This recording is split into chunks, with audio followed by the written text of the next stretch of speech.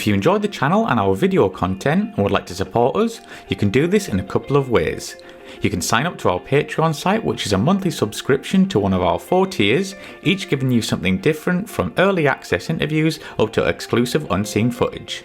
There's also the option of a one-off donation via PayPal, which allows you the option to donate an amount of your choice. Both options really help to keep this channel going and to continue putting out regular content for you good folk.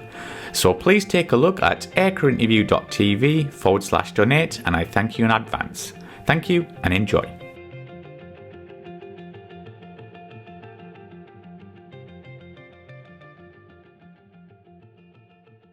So Matt, then you went on to fly the C-17. Can you tell us about this and what it was like to fly?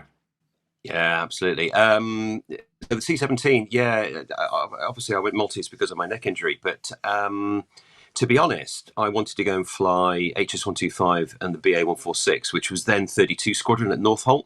It seemed logical in my mind to kind of go and do that, because I suppose I had this sort of future ambition to maybe jump to, corporate aviation after leaving the Air Force, that sort of thing, and, business jets. So I thought 32 Squadron would be, quite user-friendly in that regard, and sort of set me in that direction if I was never to fly fast jets again.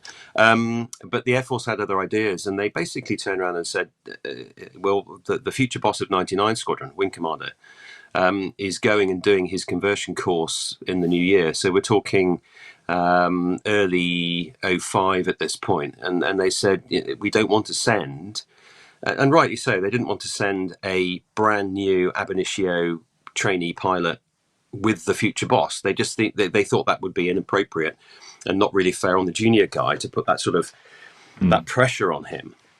So they said, we'd like you to go because you've been around the boy a bit at this point, and we think you'd be well suited to the C-17. I like, at this point, to be honest, I didn't know what a C-17 was. I mean, really? It was no, not at all, because I'd been at Valley.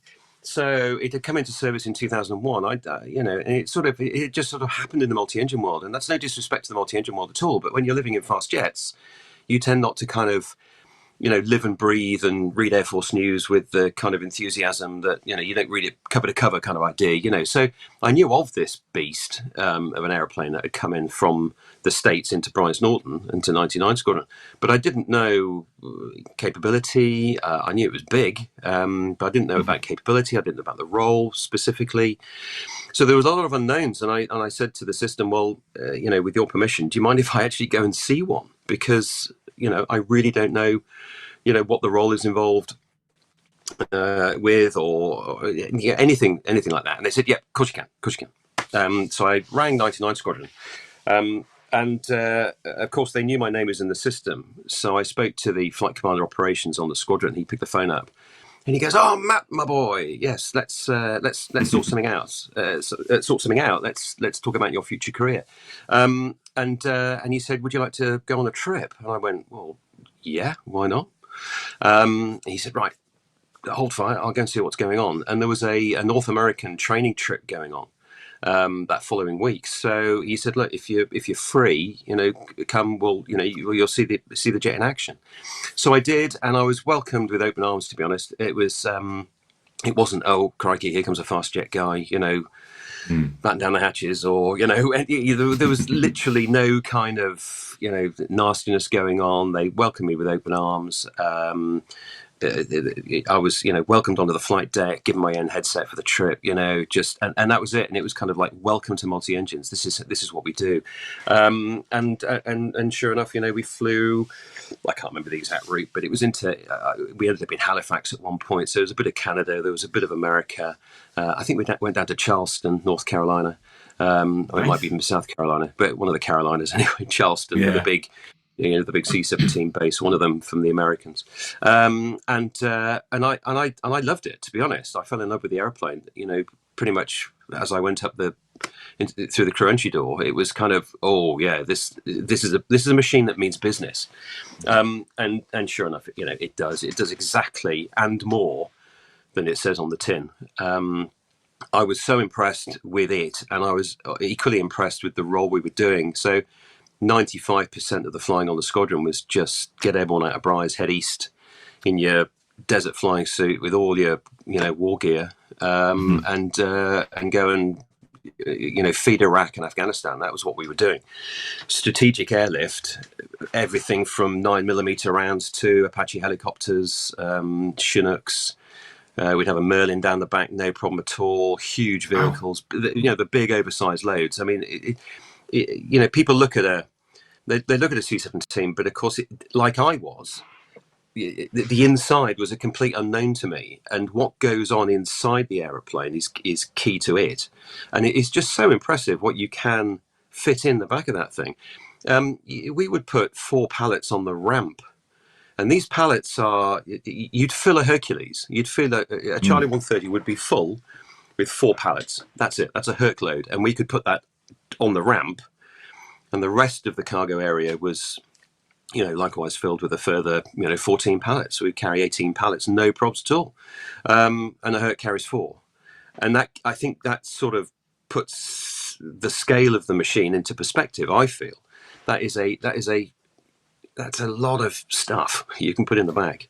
Couple of links, absolutely no problem. Chinook and its blades, as I said before. Big vehicles, the big armored vehicles that were coming out of America. So I'm thinking, those big, they look like trucks on steroids, don't they? Those archetype. Not quite tanks, but they're not quite. There. They weigh as much. I can tell you that. I went all the way to where did we go? Norfolk. I think it was Norfolk, Virginia, to pick one of these things up to bring it back into the UK so that the army could have a play with it. And literally, and this is saying something. This is how heavy it was. All we could fit in was it and a spare set of its wheels. That's how. Jesus. And it wasn't. We weren't, limited by space. You're limited by weight. That's how heavy these things are. They're almost as heavy as a main battle tank. They're just colossal machines, and C-17 lifter of choice. So that's what we did a lot of. And the job itself was really rewarding. The squadron was a real mix of, there were ex-fast jet guys like myself. There were other multi-engine aircraft pilots, obviously. So guys who had come from predominantly the Hercules, to be honest. A real mix of pilots, and more importantly, because at the end of the day, it's not about us. My job was getting the aeroplane, and whatever was down the back, whether that was troops or gear or whatever it may be, from A to B. I'm trying to get that aeroplane into theatre to deliver to customer one, i.e. the army, fundamentally the army, the guys on the ground, whatever we had down the back. That was the job. But the guy running the back end is the loadmaster. So really, that whole aeroplane revolves around him, because he's in charge of the back end, the load, the onload, the offload, all the logistics to do with getting whatever it is you're taking into that aeroplane. Yeah, we were the drivers. We were literally just right. You'd sit on the flight deck and you go, so what? You've just come in through the door. You can see what's on, but in detail, you get the load sheet and you have a look at what's down the back end. And some of it was really quite interesting. Clearly, still classified to this day. But you're looking at this raft of gear that you got down the back, and the loadmaster is taking you through it and just going, we've got this, we've got some really dangerous items. Well, I've put those by the troop door, so if they catch fire, we'll just open the troop door and push them out, kind of idea. You're getting a real feel for what is down the back from the loadie, and those guys are amazing. A lot of ex-helicopter guys, predominantly ex-Hercules guys, but a wealth of information. I never, at any point in my 3 years on that aeroplane, had any doubt in any of my loadmasters. They were an absolute bunch of heroes, to be honest. Unsung heroes. You talk about pilots and people flying the airplanes. You can have something like a C-17 doing the role we were doing. It's all about what's down the back. Simple as that. And I haven't even mentioned the critical care aeromed, the CCAST aeromed stuff. Oh yes, yeah. We would regularly, not so much get the re-roll in the air, but we would get a hint somewhere around the route that we're probably going to bring some injured back. The CCAST stuff, so that stands for critical care air support team. So the CCAST team lived up at Queen Elizabeth Hospital in Birmingham. And if there was somebody needing critical care, in other words, you're going to turn the back of a C-17 into an airborne hospital, and you can conduct surgery in that hospital airborne. This is what we're talking about. Oh, yeah. So if somebody needs it, the team was led by a wing commander surgeon. You had anaesthetists. You had whatever care package you needed for those individuals, or in some cases, it might only be one guy down the back who needed to, end up in Birmingham within 24 hours of treading on something nasty in the Helmand province. So we would turn ourselves into a hospital. The CCAS stuff, the bleepers would go in Birmingham. They would jump into their transit vans where all their gear is. They'd hightail it down to Bryce. We, in the meantime, would be prepping, the squadron would prep the aeroplane. And they would literally just roll up to the back of the aeroplane. They would disgorge all their stuff into the jet. We'd start up, we'd go. They'd prep the back of the aeroplane in flight. Then they get their heads down. And this would be a non-stop flight into Kandahar or Camp Bastion, or frankly, wherever we needed to go. But obviously that was predominantly where we went. They'd get their heads down, get some kit, because we're going to land. We're going to spend 3-4 hours on the ground tops, get this guy or girl on board, make sure they're stable enough to get airborne, and then under the leadership of the wing commander surgeon, then get airborne back to Birmingham. And then they would be road transported to Queen Elizabeth. At which point, obviously, that crew, pilots and the loadmasters, because we'd augment, so we'd take more than our normal 2 pilots. So we'd do all that with 3, sometimes 4, depending on the length of the day, and 2 loadmasters to spread the workload over that length of a day. And then a crew would have, a fresh crew would have driven up from Bryce Norton to take the jet and us back to Bryce. Right. Then you drive home and get some kip, and then it could happen the next day again. It was just it was endless. And I have to ask you, Matt, as well, because obviously there's probably not very many C-17s around. It must have been quite a reliable aircraft. Yeah. Oh, yeah. It had and has an exceptional serviceability record. I crewed out of one once in 3 years, and I had to return back into Bryce Norton once because we got an airborne. As we got airborne, the digital engine controller, it was called the EEC, the electronic engine controller, of which there are 2 software lanes. And one of the lanes dropped. Now, had we been flying around, say, airborne out of Afghanistan or Iraq, i.e. the jet is away from home, that is a carryable, it would have been a carryable snag.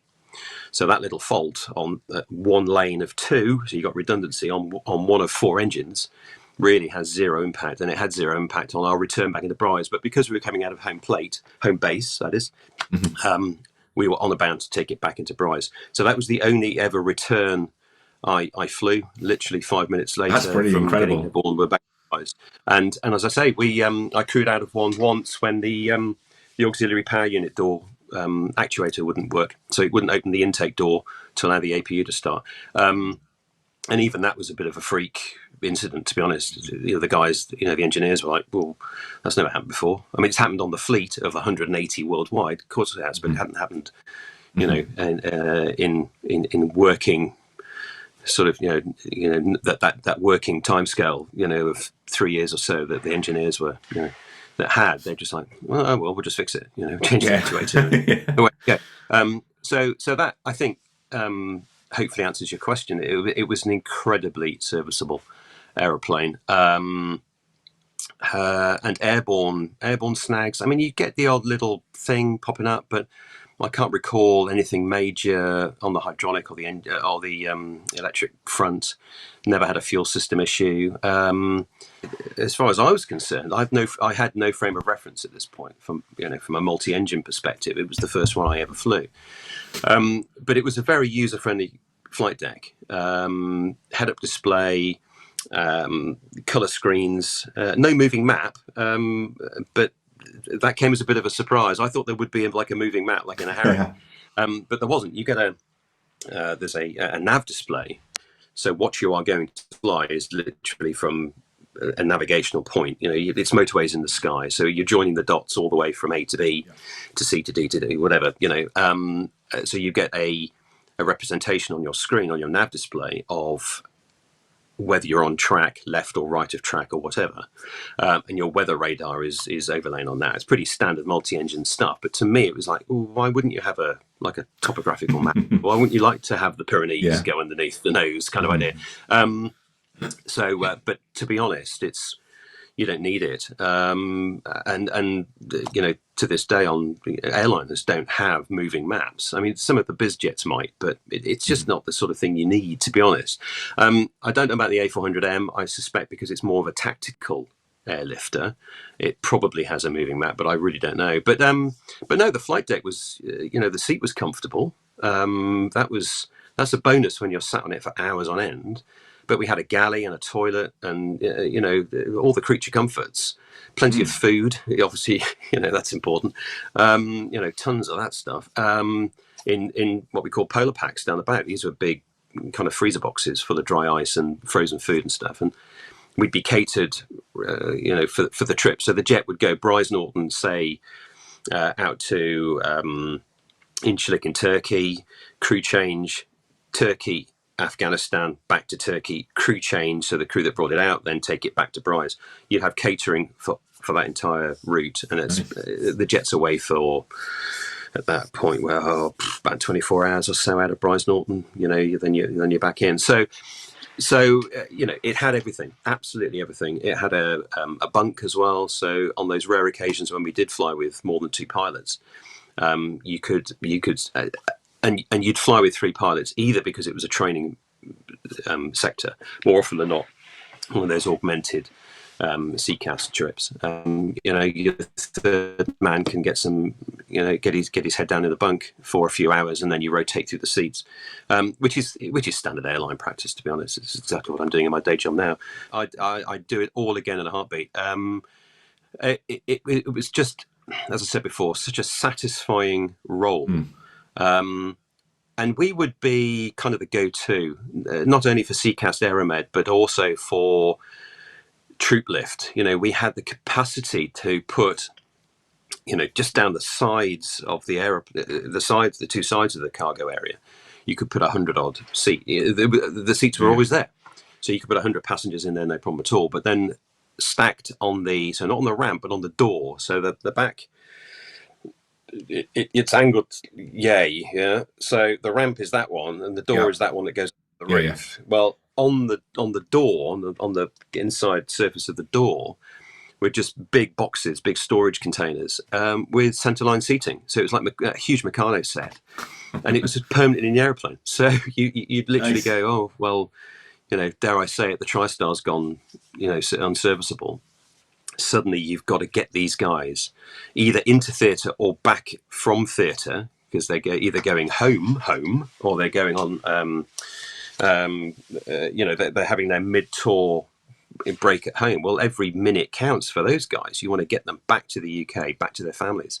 And when the TriStar breaks, or whatever reason there is for them not to get airborne out of theatre, to go home for their, all of 5, 6, 7 days, then they'd call upon us, and we'd get that Meccano set off the door, put the centerline seating, and then just get as many people on board as we could to try and get them home.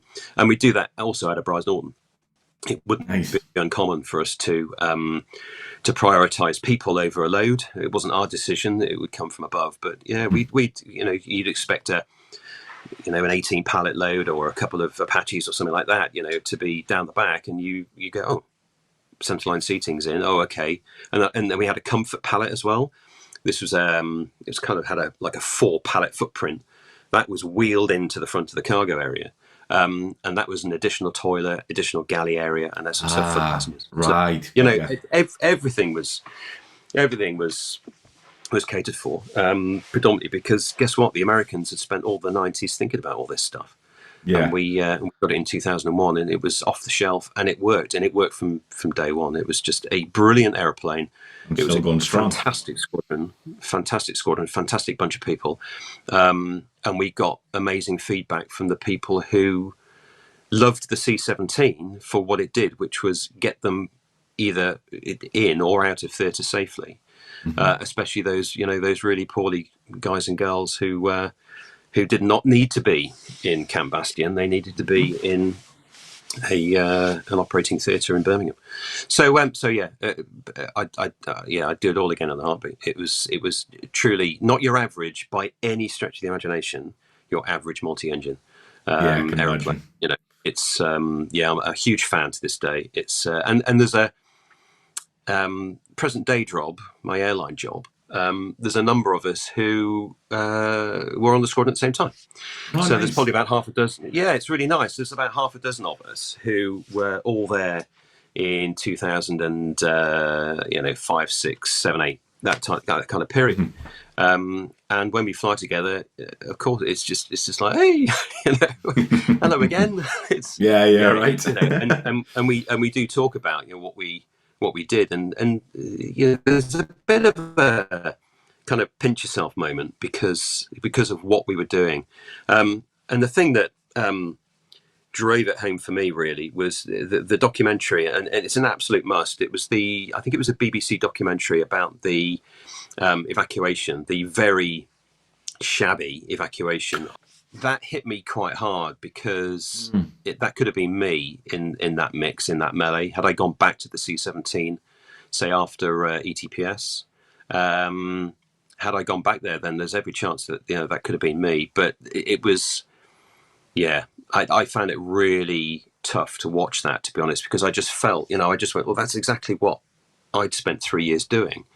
That role, not under those sorts of pressures by any means. When the war was on, it was somewhat more manageable because wars are managed, believe it or not.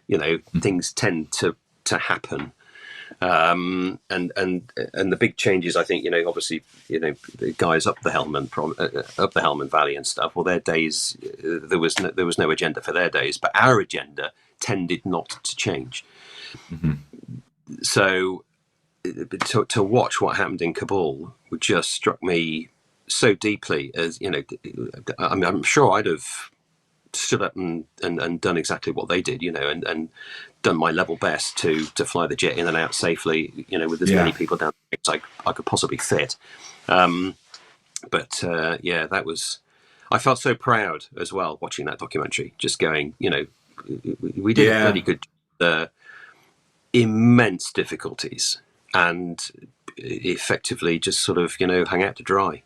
But the system and the Air Force and allies all stood up and did the job, and forever proud to be associated with 99 Squadron. Yeah, that's absolutely brilliant. Yeah, regardless of whether I was in Kabul at the end or not, it was. I feel immensely proud to have been part of the C-17 story, and it's 25 years this year that it came into service.